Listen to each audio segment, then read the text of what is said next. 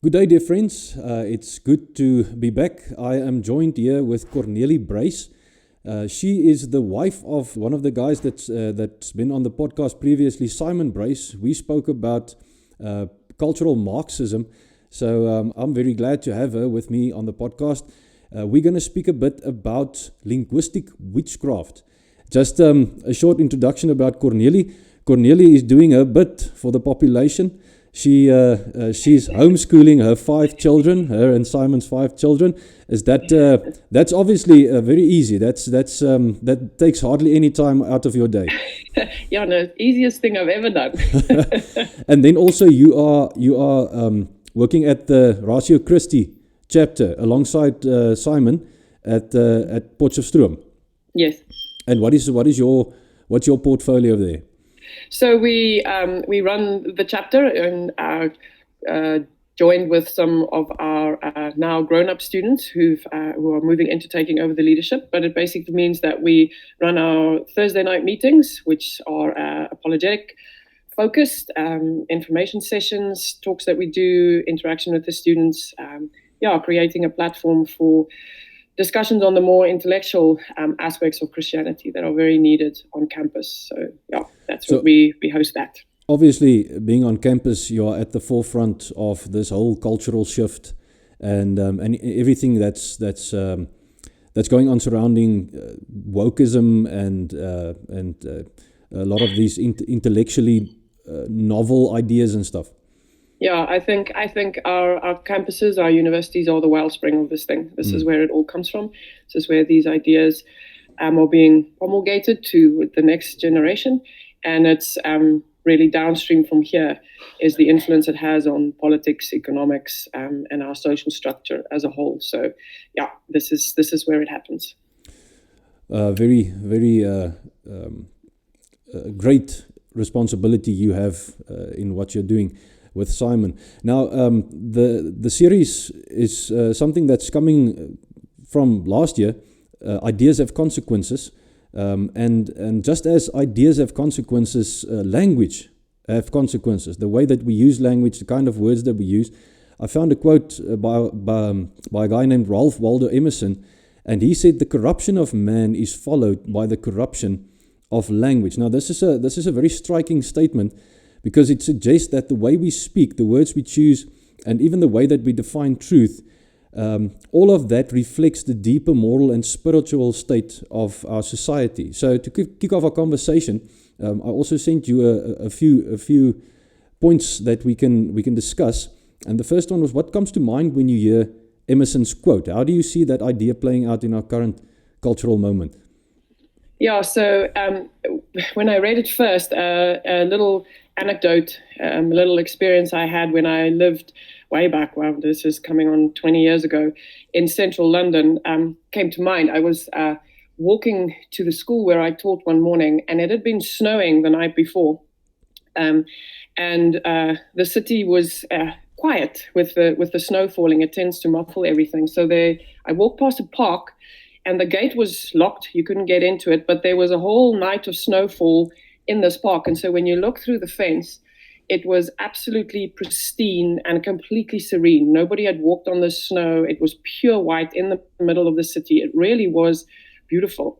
And in front of me were 2 inner city London teenage boys, and they were walking on their way to school.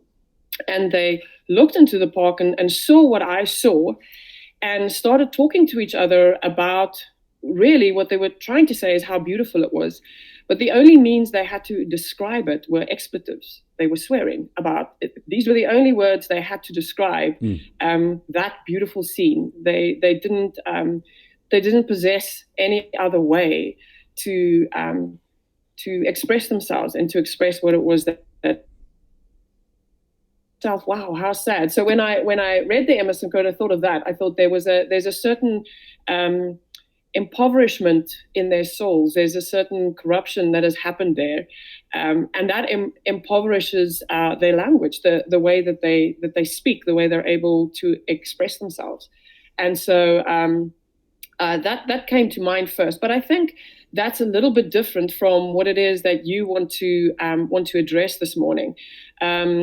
There's corruption of soul and of mind due to, let's say, a lack of education or a lack of exposure. Somebody just didn't read them enough stories with good English words, and their immediate surrounding is one in which expletives are used to describe even beautiful things. And then there's a different sort. Then there's a corruption of ideology. There's a corruption of the core ideas of what it means to be human, I think. And that is, I think, some of what we're seeing in the corruption of language currently that we're dealing with. And so just on your introduction there about ideas having consequences, yes, of course, the corruption of ideas will be shown in the corruption of our language, because our language is always an outflow of our ideas. It's how we express what is really going on in our minds. And so it's language is downstream from ideas, and language, I would argue, is downstream from our souls. So the state of our language is really an expression of the state of our souls. And I would argue right now within our society, there's a problem within the soul of humanity. And we are seeing that expressed. So yeah, I would agree with Emerson. The link is very clear. Now, the topic of discussion is titled Linguistic Witchcraft. What is the significance of thinking about the use of language in this way, that it can almost be used in a sense like witchcraft, changing the essence of something, or bringing about one's own will through the way that we use language? Yeah, so that term it actually has a bit of a history behind it. We have a good friend, Hilary Ferrer. She's one of the co-authors of the popular book Mama Bear Apologetics, and in that book she coined the term linguistic theft, which is the idea that a word or a commonly understood concept can be taken and the meaning can be changed. Not in the ordinary sort of evolution of the meaning of words in culture type of idea, but really it's an intentional change in order to make it fit a certain agenda. And so those of us who keep using the word in what was the previous meaning, it's assumed that we are using the word with the new meaning. In fact, it's required that we are using the word with the new meaning. It's almost, in a sense, a hijacking of that word. And the word now becomes infused really with the activism of an agenda. There's an ideology behind it. And so the unthinking or the unknowing person can be lured into this because they hear words that they think they are familiar with. They hear words that they think are part of their normal day-to-day or even church or social vocabulary, but they're not aware of this shift. And so we were talking about it one day, and a good friend of ours, really in exasperation, said, "Well, it's more than just theft. It's witchcraft. It's subtle, and there's a form of almost trickery. There's a sleight of hand in it, which people are not aware of. And so those who innocently use the word, perhaps with the traditional meaning, can become part of what is really an ideology that they never formally subscribe to. And yeah, so there's something more than a little sinister about it." And I think just using concrete examples, especially in the church, this could be a big problem, because words form part of the way that we think about God, the way we think about ourselves, the way that we see our mission going into the world. And some of these words are words like justice and truth and identity and stuff like that. And the moment you change the meaning of these words to something, if you hijack these words, then you're basically changing core doctrines.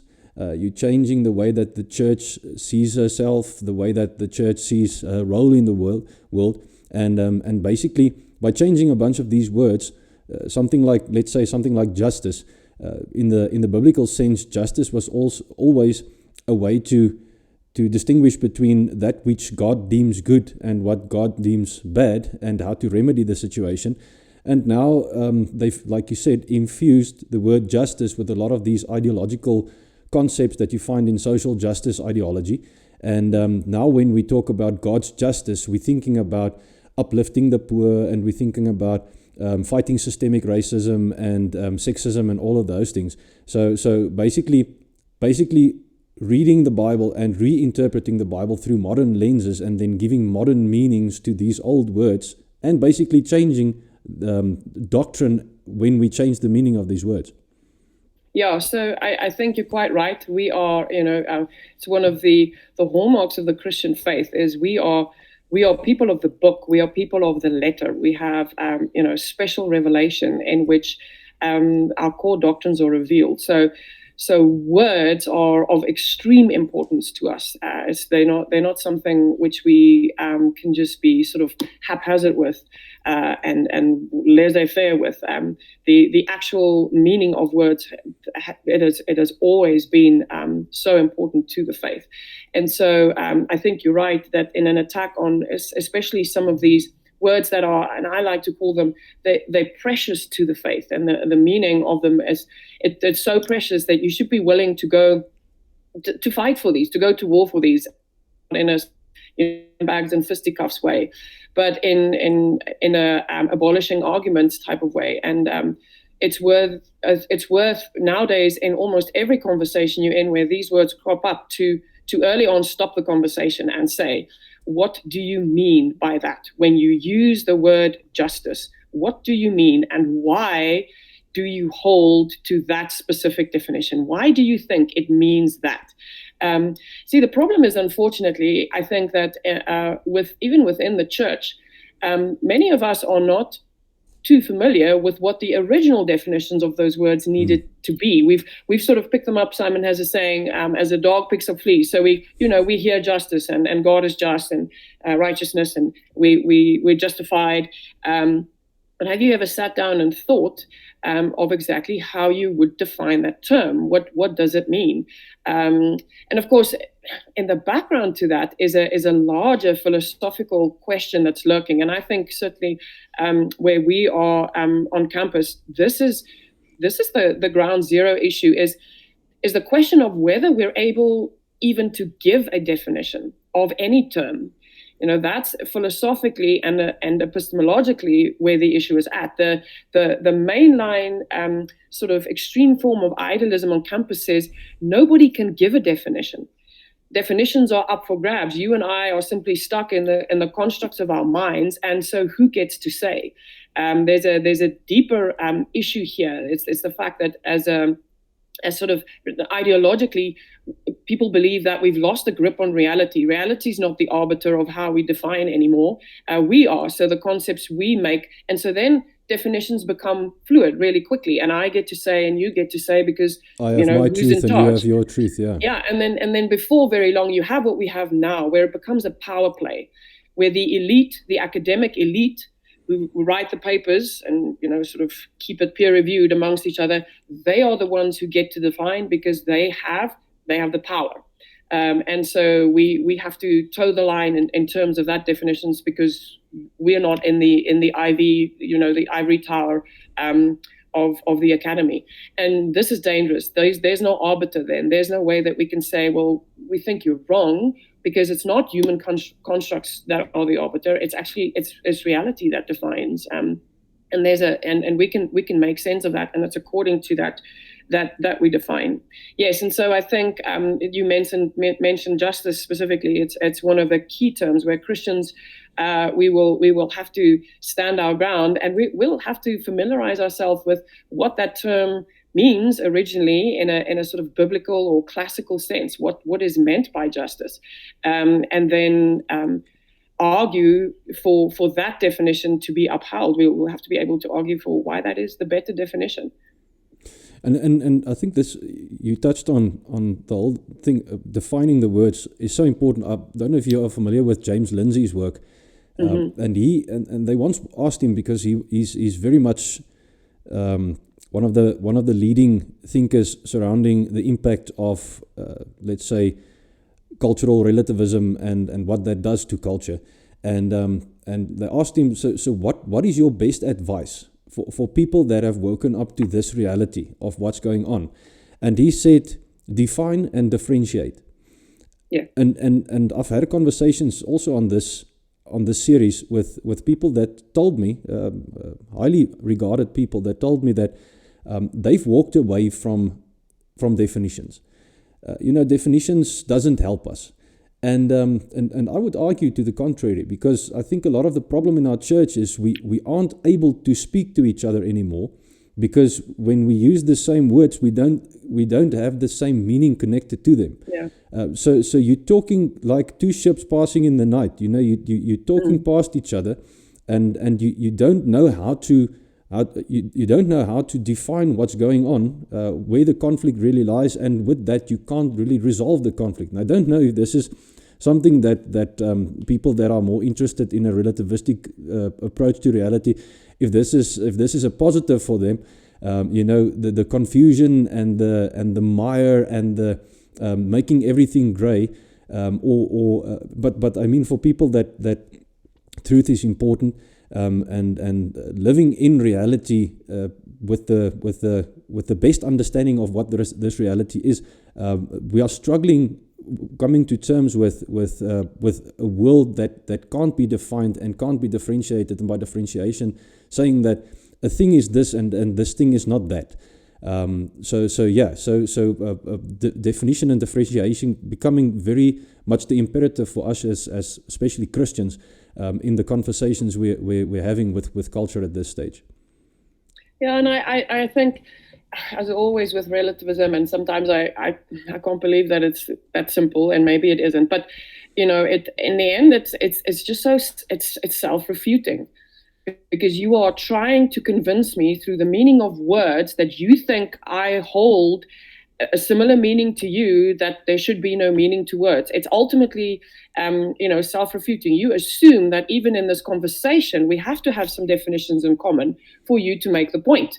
But when it's not convenient, when you come with some other agenda, now, those words are all relative, and we can do with the definition what we want to, and it's shifting and changing all the time. And that, you're right, that makes it nigh on impossible to have any form of constructive conversation moving forward in it. So I think part of the response should just be for us to say, no, I'm sorry, I'm not going to discuss words if we're not agreed on what those words mean, and to just halt the conversation. I think it's good practice in any form of discussion or debate to define terms from the beginning anyway. Otherwise it's sort of a useless exercise.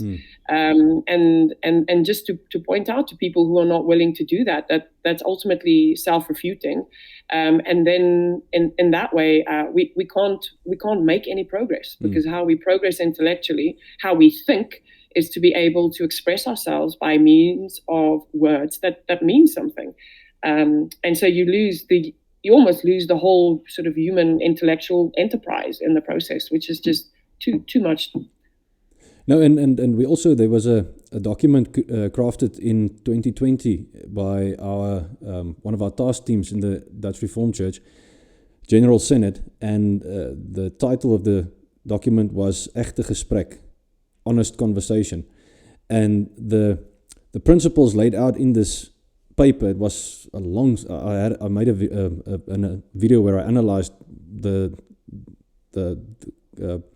principles that they delineated there, and the whole idea of proper conversation according to these people is speaking and listening and speaking and listening, and there's no end to the conversation. There's no point where we say, okay, we've come to a conclusion, we can end off here, there's nothing more to say about this. So it's a conversation for conversation's sake, because there's no point to the whole thing if we don't agree about the meaning of words. Yeah, no, you're right. And it's I find that infinitely frustrating, and I think it's so dangerous for society, because we lose the ability to give answers to the big questions, and then we become completely unmoored, and then we live as people who have no answers, people who think no answers are available, and the slippery slope down that is nihilism. It's a sense of meaninglessness that only takes you so far, and so it's a scary place to be. Intellectually, it's a very unsatisfying place to be. Our minds, our intellects are after truth. It's what we've been made for. It's part of our human flourishing is to know truth. Obviously not in its whole and in its completeness, because we are finite. But to have that goal, to pursue that, and to attain as much of that as we possibly can, and then to share that. It's always been such an important part of the whole human enterprise, and we're losing that in the process for really what is sort of mumbled stories that doesn't help anybody. Now we touched on the idea of a lot of words in church conversation being rebranded and the impact that has on doctrinal fidelity. Maybe if we can give a few practical examples of these kind of the kind of words that's been rebranded, and how that changes the understanding of what it asks of us, or what it says about our Christian identity or the God that we worship. Yeah, so I think probably one of the most important ones, because this is of course a title that Jesus claims for himself, is the idea of truth. That's gone. There's that sneaky little pronoun that's been imported: my truth, your truth, our truth, their truth, and everybody should live according to their truth. There is no more the truth. And that's exactly the claim Jesus makes about himself, that he is the truth. And that term is, what that means is really important to us, because it is how we gain freedom, right? You will know the truth, and the truth will set you free, which is another really important concept for us as human beings. So and it's almost seen as prideful or exclusivistic nowadays to say, well, no, there is a truth, there is one truth, the truth, and this is what we should be after, and just any old version isn't good enough. So in terms of that, I think it's crucially important that Christians settle that in their mind, that there is a truth. The arbiter of that truth, the decider of that truth, is reality, and then ultimately God, because it is through Christ that everything is created, and for him and by him. And so God is the arbiter of truth, and it's not for us to decide. It is for us to discover, for us to discern, for us to learn and to know. And it's in some instances, yes, exclusive by definition. So it includes what is true, what corresponds to reality, and it excludes what doesn't. And you want to be, your mind should be filled with that which corresponds to reality, because that makes for a meaningful life. That makes for a true the discovery of who and what God is. That makes for true worship of him. So you're not busy with some form of idol worship in your mind. And so truth is just it's core, it's central, it's foundational. It's interesting when Jesus speaks to Pilate in John chapter 18, when they have that awesome discussion. Jesus actually announces that as his purpose. He has come to make the truth known.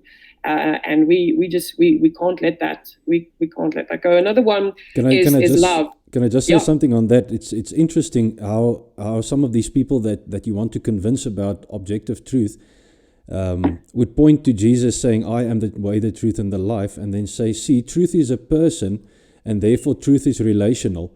And then I always point them to Jesus before Pilate and saying, "Yes, he is not just the truth. He also came to speak about the truth and to tell us the truth." So even trying with getting around the whole idea of objective truth by claiming that, well, if truth is a person, then then truth is still relational. Yeah, well, and I want to know what kind of relationship you can have without some form of absolute truth anyway. Right? Who is it that you're speaking to, and how do you trust that person and that relationship? If what it means to be relational means that it can mean this thing today and that thing tomorrow.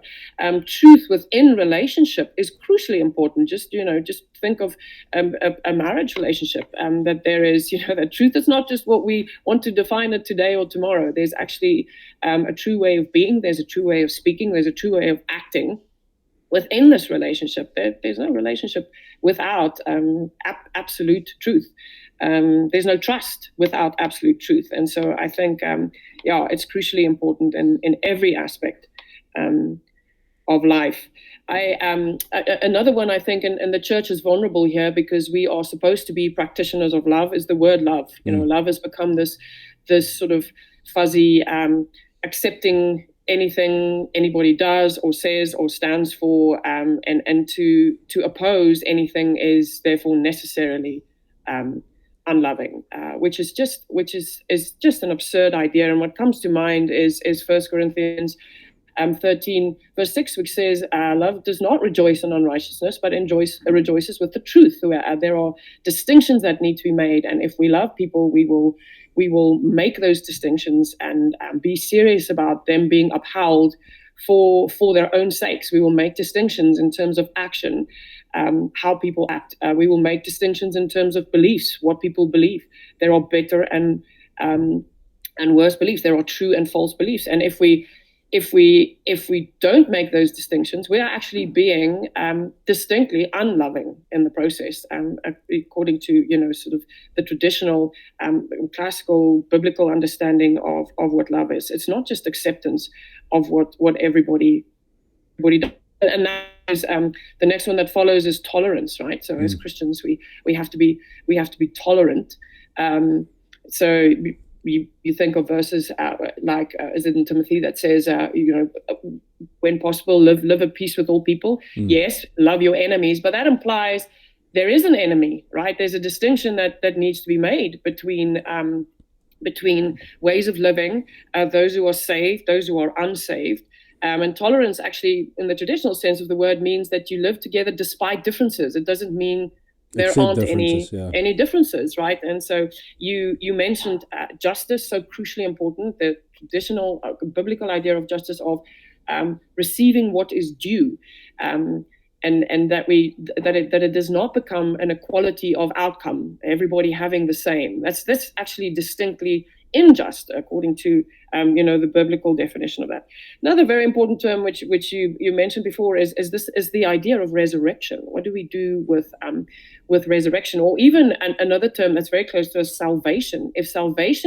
If you buy into an ideology that says the whole of the world should critically be viewed through the lens of the oppressed and the oppressor, then what does salvation become? It becomes liberation, right? Liberation of the oppressed from the oppressor, and then follows a form of liberation theology, and Jesus becomes Che Guevara, or so a revolutionary. The revolutionary who's going to bring the change and is all about those who are downtrodden or oppressed in whatever form. There are so many others. The idea of race, gender. You mentioned identity. What is a person's identity? That it's almost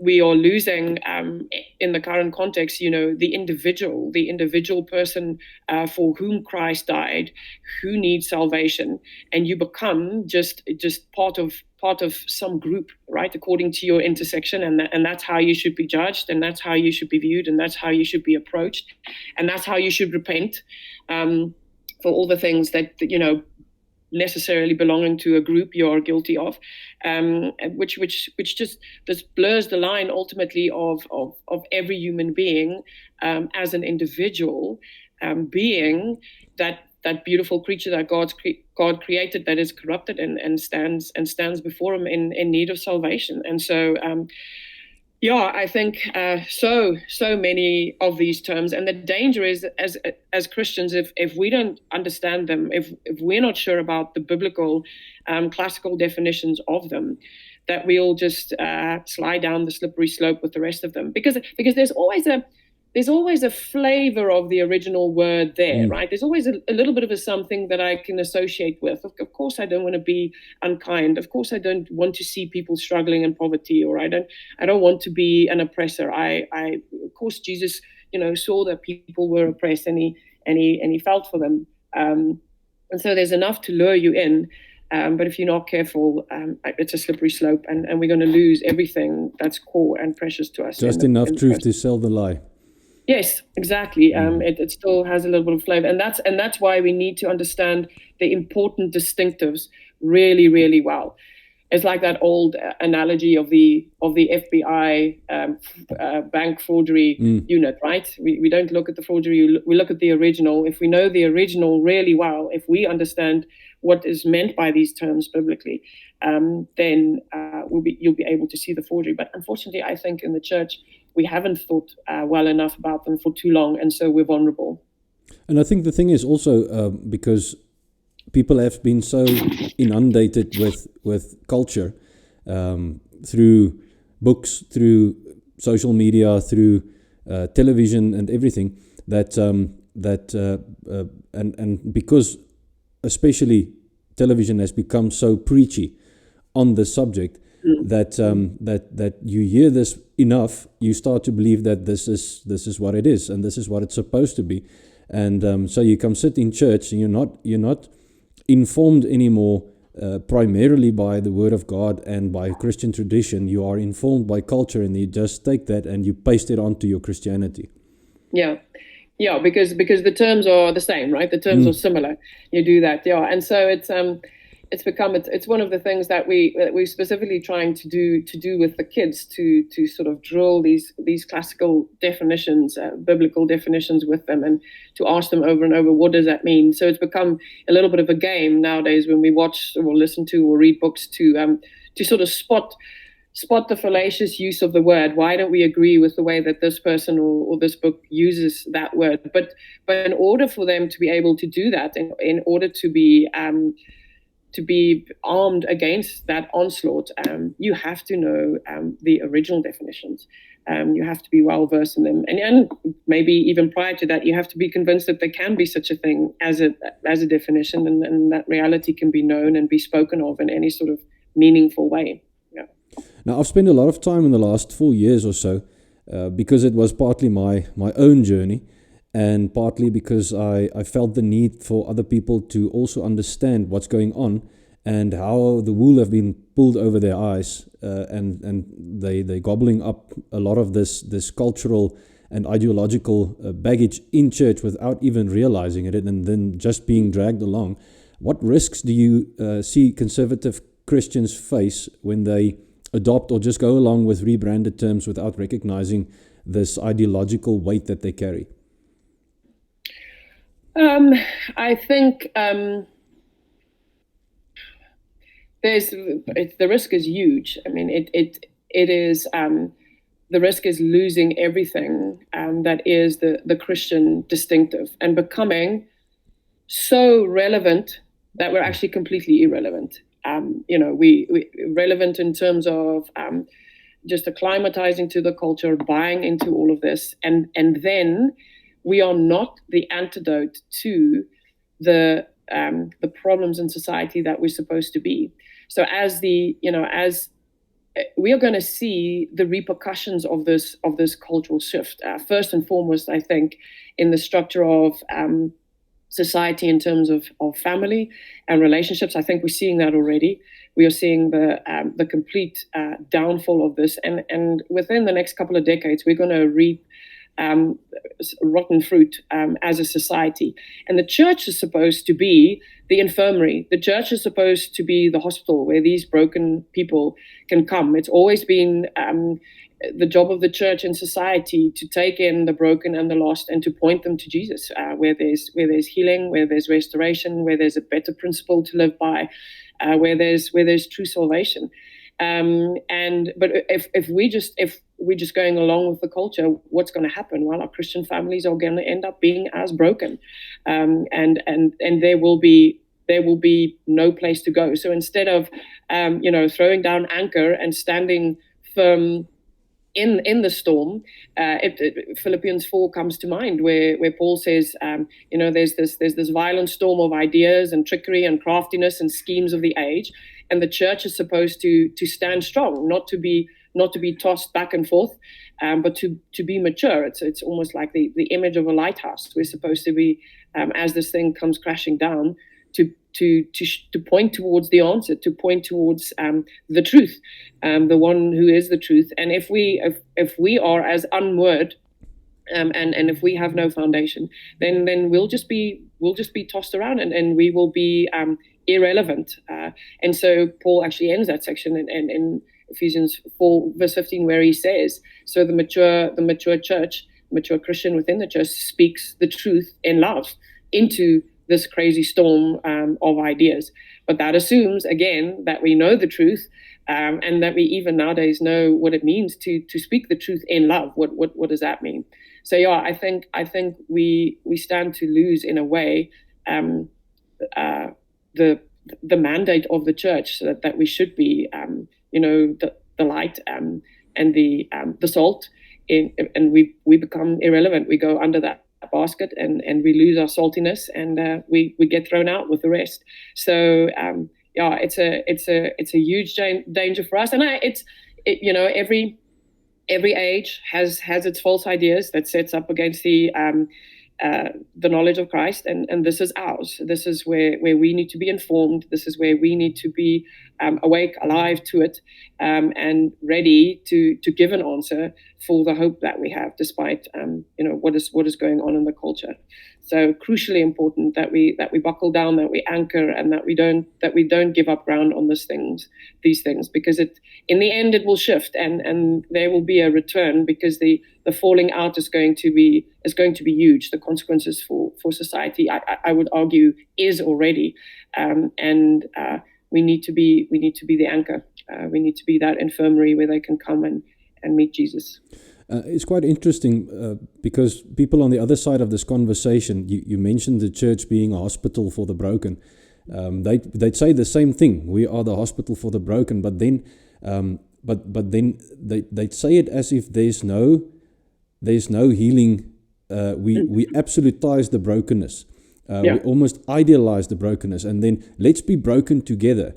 There's no Jesus can heal. There's no sanctification. It's just, just come as you are, and let's just be broken together, and let's just share our brokenness and be there for each other in our brokenness. And it's a beautiful place to start, but you can't absolutize that as an ideal state of being, or as if this is our default way of being, and it's a good way of being. Jesus saves, Jesus mends, Jesus. Paul says in 1 Corinthians 6, he mentions the kinds of people that will not partake in the kingdom, and he says, and such were some of you, because they were healed from that brokenness. So this is also, I think, a thing that we need to push back on is, yes, we are broken, but that's not the end of the story. And that's not where it stops. Yeah, there's redemption. He's able to redeem of that, and it also implies that there is a better way. There's a better principle. There's a godly principle when it comes to society, to family, to personal relationships, to identity, and all of those things. Like you say, they can be redeemed. They can be sanctified, and it's the goodness, right? It's the thing that when I come back to those boys walking on the street, it's the thing that as society we've lost, is this idea that as human beings we're supposed to be after what is true, what is good, and what is beautiful. That these are the things that nourish our souls. That this is the way that God has created us to be after those things, because when we're after them we find Him. He is beauty. He is goodness. He is truth, and we're supposed to be pursuing those, and to bring those things to pass, to bring them into existence where we are should be places of truth. They should be places of beauty. They should be places of goodness, which means goodness implies that there's a purpose. A human being, according to the kind of thing that it is, has a purpose. There is a way, just like you take a utensil, right? A good knife is the knife that is sharp. It cuts. It does what it's supposed to do according to its purpose. And for us as human beings, it's that human flourishing which ultimately glorifies God, right? That's our purpose: to glorify God, to make Him known, and to be with Him forever. And so when there's a way to live which affords that. It's to be mended first by Christ and salvation, and then to be made holy through the work of the Spirit, the sanctification, and then we grow in truth and beauty and goodness, and our souls are satisfied in Him.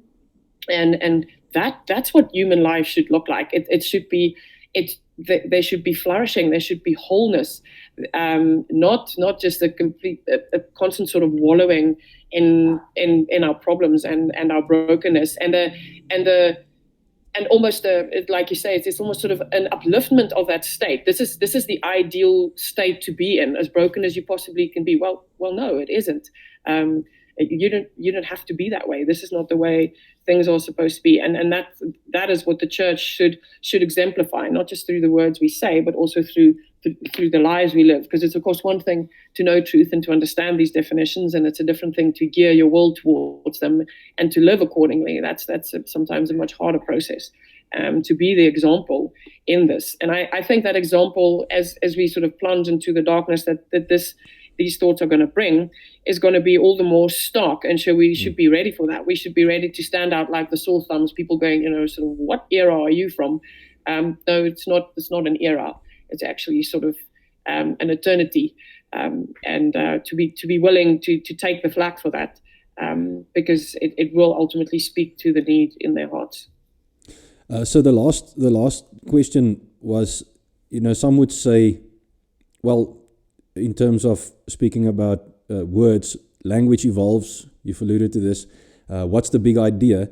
How would you respond to those that think these concerns are overblown? It's just semantic nitpicking. It's the same words. It's not such a big deal. What would you say to that? I'd say, of course, everybody agrees that words evolve, right? And so you think of one example would be the word fantastic, which in the Middle Ages meant made up or fantasy, and today it means great, wonderful, you did something fantastic, that's awesome. That has been sort of the slow evolution, the change in usage.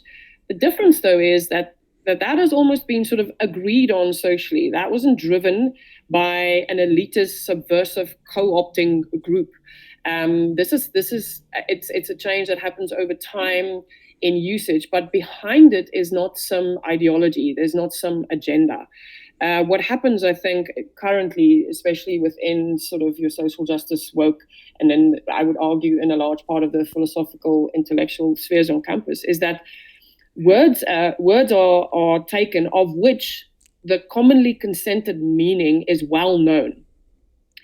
It is known that most Christians do not use these terms in that way. It is known that most conservative thinkers don't use, most traditional people, I would argue even in our country, sort of traditional African cultures don't take those words to mean this.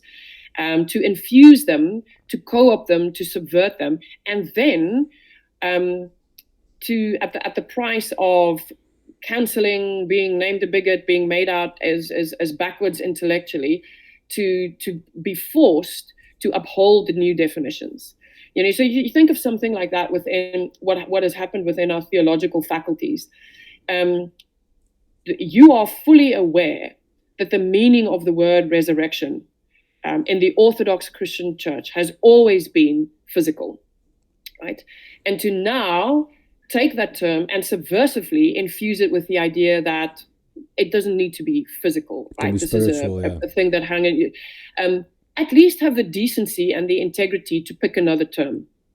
What you are subverting from the inside by taking a term that you fully know what the majority of people mean by that, and then subtly changing that meaning, and then insisting that you haven't done so. And I just think that's low. That there's a lack of integrity, there's a lack of honesty there, which is really in a way shocking. So if you don't agree with the original meaning of the term resurrection as a physical resurrection, that's fine. Then say we would rather call it and then at least preface it with the idea of spiritual resurrection. But they don't do that. They take the term and then they require that for you to be intellectually progressive, to be part of the program, to be part of the elite, you have to hold to that definition necessarily because they have said so.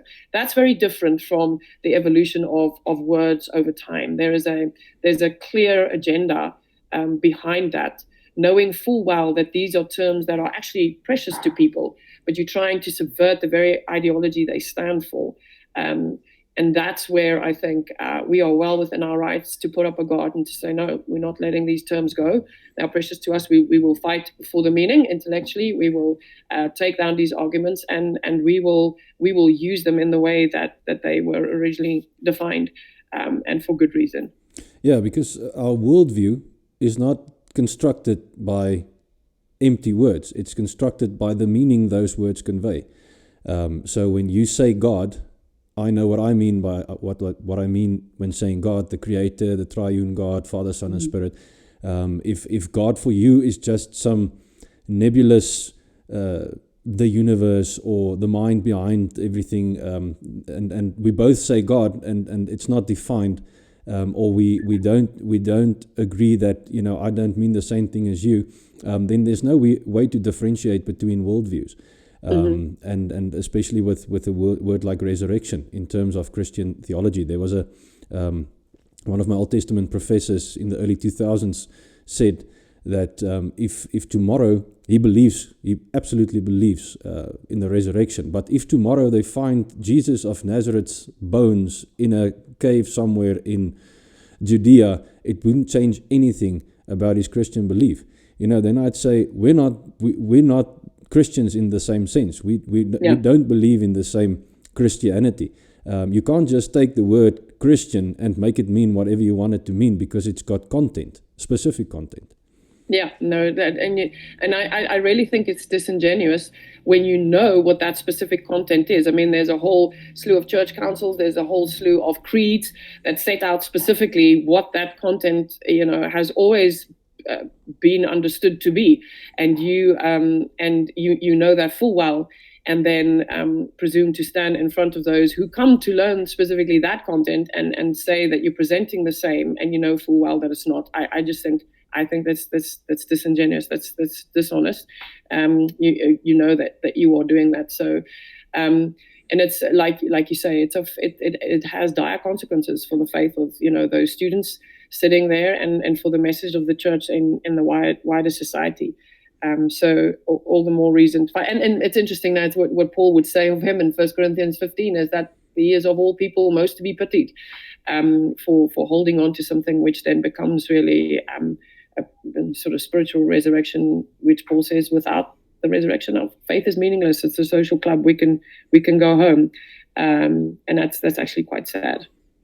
Cornelie, there's obviously a lot more that can be said about this topic, but I think at face value, this is very convincing that the ideas have consequences, language have consequences, and that we as Christians need to guard against the relativizing of language and the changing of the content of the words that we use without being aware of it. So thank you very much for this conversation, and I hope that at some point in the near future I can get you and Simon both on a conversation. That'll be interesting. And oh, yeah. Who's going to watch the kids, So yeah, so thank you very much, and all the best for the important work you guys are doing there at Potchefstroom, and with those college kids, and we pray that there would be breakthroughs, and that these kids would live their lives according to reality and not according to ideology. Thank you so much, Dubois. Thank you for having us on, and for the work that you do. Keep it up. It's good, and it's so necessary. We really appreciate it. Thank you so much. And if people would like to get in contact with you, can they just do that through the Ratio Christi Yes, contact? Yes. Our details are on the Ratio Christi website, ratiochristi.co.za. They should be able to find us there. Just send an email, and we'll be in touch. Wonderful. I'll just put it in the description. So that because you've got a lot of good resources that I think people would like to get their hands on. Yes, there's a lot on there. Mm-hmm. Awesome. Good. Thank you so much. All right. Bye-bye. Thanks. Bye.